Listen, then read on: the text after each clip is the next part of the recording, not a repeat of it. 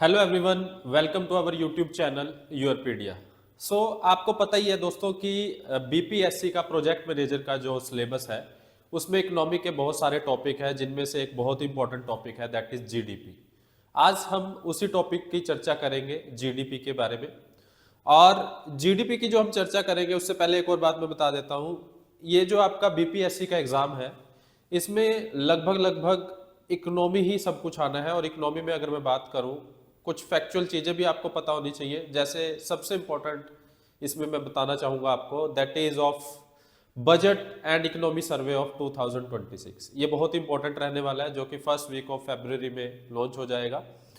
वो भी हम पढ़ेंगे, बट शुरुआत करते हैं। आज एक छोटा सा टॉपिक मैं लेके आया हूं, that is GDP. What is GDP? GDP की यहां पे मैं बात करूंगा। जीडीपी का मतलब है ग्रोस डोमेस्टिक प्रोडक्ट। जीडीपी किसे बोलते हैं? जीडीपी बोलते हैं कोई भी मॉनेटरी वैल्यू, वैल्यू जो भी आपकी रहेगी मॉनेटरी वैल्यू, और किसकी monetary value? Final goods and services की। गाड़ी बनी फाइनली 20 लाख की गाड़ी है, that is also included GDP. साबुन बनी, वो भी जीडीपी में इंक्लूड हो गई। तो final goods and services produced with in a country border in a specific time, country के अंदर ही इन ए स्पेसिफिक टाइम में, ठीक है, उसे क्या बोलते हैं? जीडीपी। अब अगर मैं जनरली बात करूं कि जीडीपी में इंक्लूड क्या क्या होता है, तो जीडीपी का एक सिंपल सा फॉर्मूला है, ये आप ध्यान रख सकते हो। सी प्लस आई प्लस जी प्लस एन एक्स। सी मतलब कितना आपने कंजप्शन किया, कुछ भी आपने खरीदा, कंज्यूम किया। आई मतलब इन्वेस्टमेंट, कहीं पे लैंड लिया, कुछ भी लिया, इन्वेस्टमेंट। जी मतलब गवर्नमेंट एक्सपेंडिचर, गवर्नमेंट का कितना एक्सपेंडिचर हुआ। और एनएक्स मतलब नेक्स्ट नेट एक्सपोर्ट, एक्सपोर्ट कितना हुआ। तो ये सब चीजें इंक्लूड होती है किसमें? जीडीपी में। यहां पे जो समझने वाली चीज है, जीडीपी, एनडीपी, जीएनपी, एनएनपी, ये सब चीजें क्या है, इन्हीं को हम समझेंगे। अगला जो टॉपिक आपको दिख रहा होगा जीडीपी के हिसाब से,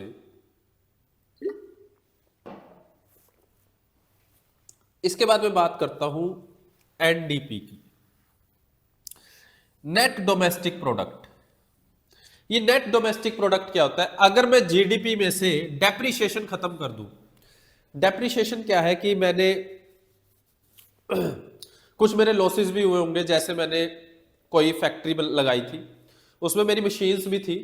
मशीन्स क्या है कि 5 साल ही चल सकेंगी, और मशीन कितने की है? 2 करोड़ की, या मैं कहूं 5 करोड़ की है। 5 करोड़ की एक मशीन है और उसकी वैलिडिटी ये है कि वो 5 साल ही चलेगी, उसके बाद वो नई लेनी पड़ेगी।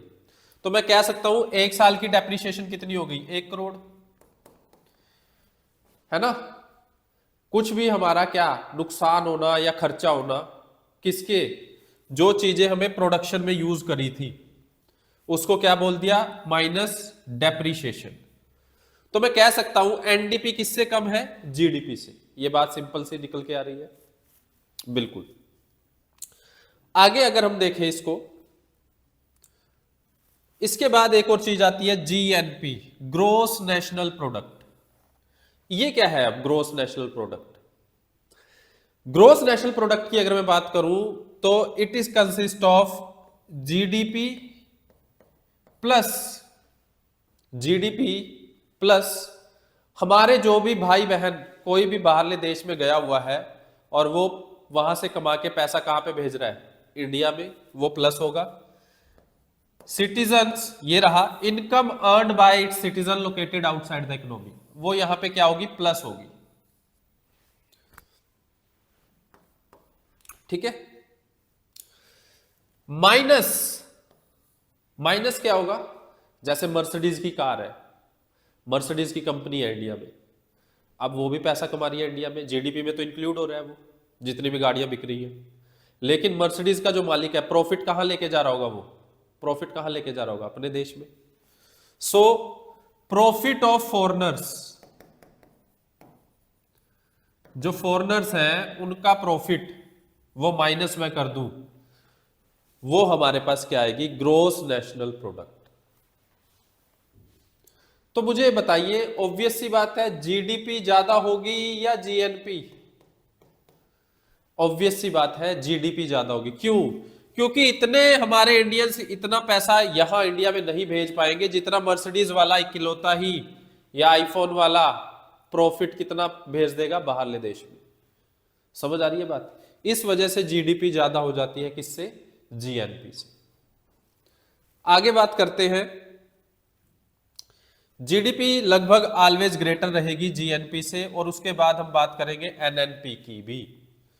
एनएनपी की अगर मैं बात करूं, ये सबसे इंपॉर्टेंट टर्म है। NNP, net national product, purest form की अगर मैं बात करूं ना, देश की प्योरेस्ट इनकम, तो वो यही होती है, NNP, at net national product.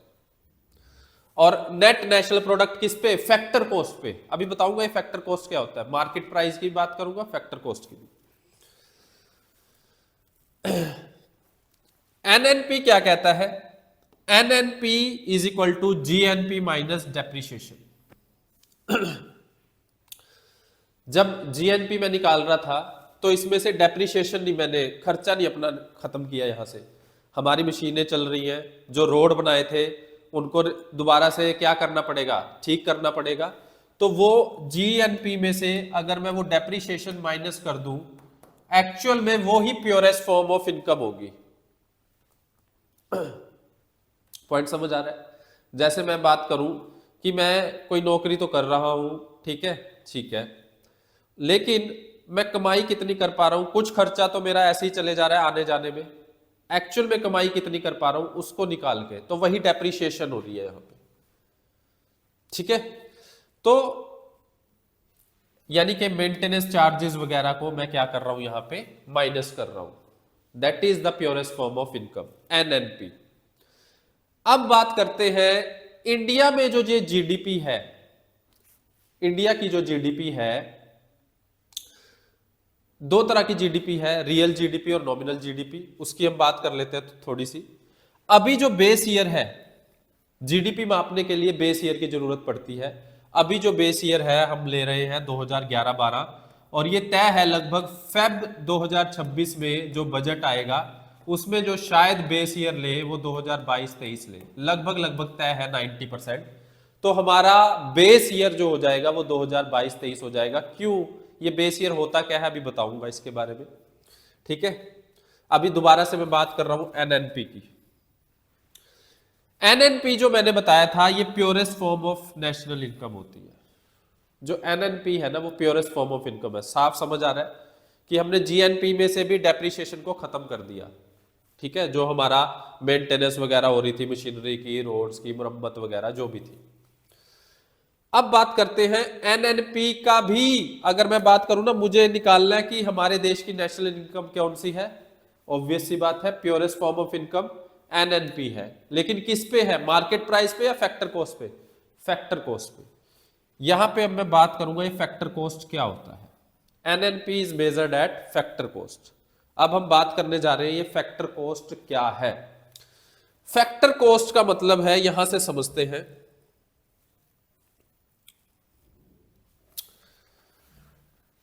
मेरी एक फैक्ट्री है, ये मेरी फैक्ट्री है। इस फैक्ट्री में मैं पेन बना रहा हूं, इस पेन की कीमत मैं क्या रखूंगा वो किस पे डिपेंड करेगी? लेबर कितने की पड़ रही है मुझे, लैंड कितने का पड़ा जहां पे फैक्ट्री लगाई, कैपिटल मशीनरी वगैरह कितने की पड़ी, और थोड़ा सा अपना प्रॉफिट भी रखूंगा मैं, प्रॉफिट। ये सभी चीजें तय करेगी कि मेरे पेन की कीमत जब फैक्ट्री से निकलेगा क्या होगी। तो यानी जब मेरी पेन की कीमत तय हुई तो मैंने देखा कि हाँ 3.5 रुपए पेन की कीमत सही रहेगी, मुझे इसमें प्रॉफिट भी मिल जाएगा, मेरा लेबर्स का भी निकल जाएगा। तो that is called the factor cost. यही वो फैक्टर कॉस्ट होता है। एक्चुअल में तो ये है इंडिया की कमाई। अब ये पेन फैक्टर कॉस्ट कहां से तो निकल गया, फैक्ट्री से तो निकल गया जो कि फैक्टर कॉस्ट था। लेकिन जब मार्केट में आएगा, इस मार्केट प्राइस में इसकी कितने का हो गया पेन? 5 रुपए का। क्यों हो गया ये 5 रुपए का? क्योंकि इसमें क्या ऐड हुआ, इनडायरेक्ट टैक्स भी ऐड हुए, और इनडायरेक्ट टैक्स प्लस और क्या ऐड हुआ, ये जो दुकानदार था इसने भी तो अपना प्रॉफिट रखना है ना थोड़ा, इसका प्रॉफिट। तो ये होता है मार्केट प्राइस। तो एनएनपी को हम किस पे मापते हैं, किस पे, फैक्टर कॉस्ट पे। ये प्योरेस्ट फॉर्म ऑफ इनकम होती है किसी देश की। और अगर मुझे नेशनल इनकम कहीं की मापनी है, ये देखो फैक्टर कॉस्ट क्या है, लेबर, लैंड, कैपिटल और प्रॉफिट। अगर मुझे कहीं की फैक्टर कॉस्ट मापनी है किसी देश की, per capita income, factor cost कह रहा हूं सॉरी, पर कैपिटा इनकम, प्रति व्यक्ति आय। अगर मुझे किसी देश की प्रति व्यक्ति आय निकालनी है, या हम इंडिया की प्रति व्यक्ति आय निकालें, तो NNP eight factor cost divide by total population, ये बनेगी वो national income, per capita income, प्रति व्यक्ति आय। नेशनल इनकम तो एनएनपी फैक्टर कॉस्ट पे होगी, लेकिन प्रति व्यक्ति आय कब कैसे होगी, NNP eight factor cost divide by total population. यहां पे देख सकते हो आप, market price versus factor cost की अगर मैं बात करूं, देखो फैक्टर मार्केट प्राइस क्या होगा, मार्केट प्राइस में factor cost plus indirect tax. क्या कभी मार्केट प्राइस फैक्टर कॉस्ट से कम हो सकता है? हाँ, ऐसा सिचुएशन हो सकती है अगर गवर्नमेंट सब्सिडी दे दे। जैसे मेरी सिलेंडर की फैक्ट्री है, मैं सिलेंडर देता हूं 600 रुपए का, गवर्नमेंट ने मुझसे सिलेंडर खरीदे 600 रुपए के, लेकिन गवर्नमेंट ने हमें आम लोगों को दिए 400 रुपए के, यानी 200 रुपए किसने सब्सिडी दे दी, गवर्नमेंट ने। तो फैक्टर कॉस्ट तो कितना पड़ रहा था, 600 रुपए, लेकिन मार्केट प्राइस मुझे सिलेंडर का कितना पड़ रहा है, 400 रुपए। तो अगर मैं इसमें क्या ऐड माइनस कर दूं, सब्सिडीज, ठीक है, तो मुझे मार्केट प्राइस कम पड़ जाता है किसके मुकाबले, फैक्टर कॉस्ट के। बट जनरली फैक्टर कॉस्ट हमेशा लेस रहता है किससे, मार्केट प्राइस से। The price at which goods and service are finally delivered to the customer, ये होता है market price. Market price different रहता है फैक्टर कॉस्ट से, क्योंकि इसमें क्या ऐड हो जाता है, indirect tax. Market price will be lower than factor cost अगर सब्सिडीज दी जाए, अगर गवर्नमेंट इसमें सब्सिडी दे दे तो कम भी हो सकता है। ये रहा वो formula, NNP eight market price, NNP eight factor cost, indirect tax minus subsidies. अब मैं बात करूंगा जीडीपी, नॉमिनल जीडीपी और रियल जीडीपी की। देखिए इंडिया में जो जीडीपी देखी जाती है वो नॉमिनल जीडीपी देखी जाती है, रियल जीडीपी भी देखी जाती है, बट इसकी चर्चा होती है सबसे ज्यादा नॉमिनल जीडीपी। इसमें फर्क क्या है, एक टेबल में बनाने की कोशिश करूंगा, आई होप आप समझ पाएंगे इसको। बेस ईयर में ले रहा हूं 2011-12 अभी भी, क्योंकि अभी तय नहीं हुआ, हालांकि 22-23 हो जाएगा। करंट ईयर कौन सा चल रहा है, 2025-26, 2026 चल रहा है ना। यहां पे मैं बात कर रहा हूं पेन्स की। 2011-12 में 100 पेन मैंने प्रोड्यूस करे कंट्री ने, मैं छोटा सा एग्जांपल ले रहा हूं। 2011 में 100 पेन प्रोड्यूस करे किसने, कंपनी ने, टोटल जितनी भी कंपनी रही देश में 100 पेन, मैं सिंपल सा एग्जांपल ले रहा हूं। और 2011-12 में रुपए, क्या रुपए था पेन एक, मार्केट प्राइस 2 रुपए, उस समय जो प्राइस चल रहा था पेन का। तो यानी कितने के हो गया, जीडीपी 200 ऐड हो गए जीडीपी में, 200 रुपए, ठीक है। लेकिन आज की अगर मैं बात करूं, आज हमारा देश 200 पेन बना रहा है, लेकिन आज पेन का रेट हो क्या गया है, 10 रुपए। तो देखा जाए कितना जीडीपी आ गई, 2000। तो जब भी हम जीडीपी को करंट प्राइस पे देखते हैं, करंट प्राइस पे, उसे बोलते हैं नॉमिनल जीडीपी, और जब हम उसे बेस ईयर के प्राइस पे देखते हैं तो उसे बोलते हैं रियल जीडीपी। बेस ईयर कौन सा चुना जाएगा? बेस ईयर का क्वेश्चन भी बन सकता है। बेस ईयर ना तो ज्यादा दूरी पे होना चाहिए, अब ये तो दूरी होगी ना ज्यादा ही, 10 साल की दूरी होगी लगभग, 10 से ज्यादा ही, है ना, 15 साल की। तो कहते हैं बेस ईयर वो होना चाहिए, वो ईयर को बेस ईयर चुना जाता है जब उस ईयर में ना तो ज्यादा महंगाई हो, ना ज्यादा कमी रेट हो, ना ज्यादा पीछे हो वो ईयर, प्लस और ऐसा ईयर होगा वो जहां पे उस तरह के सारे प्रोडक्ट बन रहे होंगे जब आज भी जो प्रोडक्ट बन रहे हैं उस समय भी बन रहे होंगे। इस तरह से चुना जाता है बेस ईयर। अब पहले इंडिया रियल जीडीपी को देखता था, लेकिन अब इंडिया नॉमिनल जीडीपी को देखता है। तो देखा जाए तो अगर मैं इस बेस ईयर पे ही देखूं कितनी जीडीपी बननी चाहिए, अब 200 पेन बन रहे हैं इंडिया के आज के हिसाब से, लेकिन बेस ईयर पे रेट क्या था, 2 रुपए, तो देखा जाए 400 रुपए ही हुए, लेकिन दिख कितना रहा है, 2000। तो क्रिटिक्स क्या कहते हैं कि एक्चुअल ग्राउंड पे कुछ चेंज नहीं हुआ, थोड़ी सी ही प्रोडक्शन बढ़ी है इंडिया की, पहले 200 थी, अब 10 साल में 400 हो गई है। तो जीडीपी इतनी ज्यादा नहीं बढ़ी है, बट क्योंकि वो करंट प्राइस पे चली गई है, करंट प्राइस होने के कारण जीडीपी हमें बहुत ज्यादा बढ़ी हुई दिख रही है। ये एक रीजन कहा जाता है क्रिटिक्स के द्वारा। तो nominal GDP value to at the current price पे जो देखी जाती है, और GDP calculated at current price, और रियल जीडीपी क्या होती है, calculated at the price of standard base year, और help in eliminating inflation effect.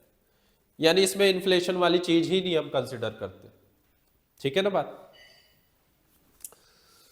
आगे मैं देखता हूं बेस ईयर, जैसे मैंने बताया बेस ईयर क्या होगा, कंडीशन ऑफ बेस ईयर। अभी जो 2011-12 है, मैं बार बार बता रहा हूं 2022-23 हो जाएगा।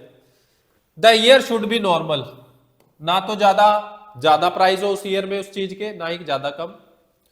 The base year should not be very far back, बहुत ज्यादा पीछे ना हो। अब ये यही रीजन है कि हम चेंज कर रहे हैं, बहुत ज्यादा पीछे हो चुका है। कहते हैं चेंज इन मेथड, जो चेंज कर लिया है मेथड इंडिया ने, उस वजह से क्या हुआ, अर्लियर जो थी जीडीपी मेजर की जाती थी फैक्टर कॉस्ट पे, जो मार्केट जो क्या होता था इंडस्ट्री का प्राइस, लेकिन आज जीडीपी किस पे मेजर करी जाती है, मार्केट प्राइस पे। अब क्या कहते हैं क्रिटिक्स कहते हैं ये हमने वेस्टर्न कॉन्सेप्ट अपनाया है, क्योंकि वेस्टर्न कॉन्सेप्ट में मार्केट प्राइस पे ही क्या देखा जाता है, जीडीपी। लेकिन वेस्टर्न कंट्रीज में फैक्टर कॉस्ट लगभग इक्वल रहता है मार्केट प्राइस से, क्योंकि टैक्सेस ज्यादा है ही नहीं वहां पे। तो क्रिटिक्स से only the calculation method change हुआ है, नॉट द एक्चुअल इकोनॉमी। और GDP appear higher eight market price but the ground reality remains same. देखो 10 रुपए का हो गया था बस पेन, प्रोडक्शन तो 100 और ही बढ़ी है ना, हमारी प्रोडक्शन इतनी नहीं बढ़ पा रही है, बट रेट 10 रुपए हो गया, इसलिए 2000 दिख रहा था वो। तो की पॉइंट क्या है यहां पे, in western countries factor cost and market price do not differ much, है ना, डिफरेंट नहीं होते। और indirect taxes are not very high, और इनडायरेक्ट टैक्स वहां पे इतने ज्यादा नहीं होते, हाई नहीं होते, इसी वजह से डिफरेंस क्या होता है, स्मॉल होता है, यही रीजन है। तो ये तो था जीडीपी के बारे में, आई होप समझ आया होगा आपको, बिल्कुल सिंपल शब्दों में समझाने की कोशिश की है। और मैं बताना चाहूंगा हमारा जो बीपीएससी का प्रोजेक्ट मैनेजर का जो बैचेज है वो लगभग 19 तारीख से शुरू भी हो चुके हैं, 19 जनवरी से, तो आप ज्वाइन करना चाहें तो कर भी सकते हैं। अब यहां पे मैं बात करूंगा GDP at purchasing power parity, triple P. ये क्या होता है, इसमें हम दो देशों की जो पैसा है उसे कंपेयर करते हैं। अगर मैं बात करूं अमेरिका की, अमेरिका में अगर मैं चाय पीऊं तो $2 की पड़ेगी एक, 1 कप ऑफ टी। इंडिया में 10 रुपए की 1 कप ऑफ टी। लेकिन अब मैं कंपेयर करूं, अभी समझाऊंगा ये पीपीपी क्या है। $1 किसके इक्वल है इंडिया में, 90 रुपए के, तो $2 किसके इक्वल हुआ, 180 रुपए के। यानी कि इंडिया में आप 18 कप की चाय पी सकते हो, 18 कप चाय, लेकिन यूएसए में सिर्फ एक ही कप चाय पी पा रहे हो $2 में। तो दैट इज मीन्स कि कम से कम पैसे में कितना अच्छा जीवन जिया जा सकता है किसी देश में। तो अगर मैं बात करूं इंडिया में, तो ये अच्छी पॉसिबिलिटी है मेरे लिए, थोड़े बहुत लाख एक रुपए में भी अच्छा जीवन, 70-80 हजार में भी एक अच्छा जीवन जी सकता है लगभग। सो इसमें डेफिनेशन क्या कहती है, the value of purchasing power in India compared with the foreign countries. ये एक एक्सचेंज रेशियो है टू करेंसीज की which compensate for the difference in the price level of the economies. ये देखिए, जैसे मैं बात करूं, एक basket of commodity in India cost ₹10, वही चीज यूएसए में कितनी है अगर $1 की, तो एक्सचेंज रेशियो क्या हो जाएगा 10:1, और इसी को ही क्या बोलते हैं, परचेजिंग पावर पैरिटी। क्लियर हो रही है बात? तो यानी कि अगर मैं अफ्रीका की बात करूं, अफ्रीका में और अच्छा जीवन जी सकता हूं मैं, इंडिया के मुकाबले भी बढ़िया कम पैसों में जी सकता हूं। तो यही बेसिकली डेफिनेशन है जीडीपी पीपीपी की। तो आई होप आपको समझ आया होगा। तो ये था आज का हमारा टॉपिक, एंड मैं अगेन रिपीट कर रहा हूं, बीपीएससी प्रोजेक्ट मैनेजर का ये टॉपिक था, फर्स्ट चैप्टर का ही है जिसमें जीडीपी के बारे में बताया हुआ है। जीडीपी है, पीपीपी है, जीएनपी एटसेट्रा। और हमारे बैचेस जो है बीपीएससी के स्टार्ट हो चुके हैं। If you want to join you can join. So thank you, have a nice day.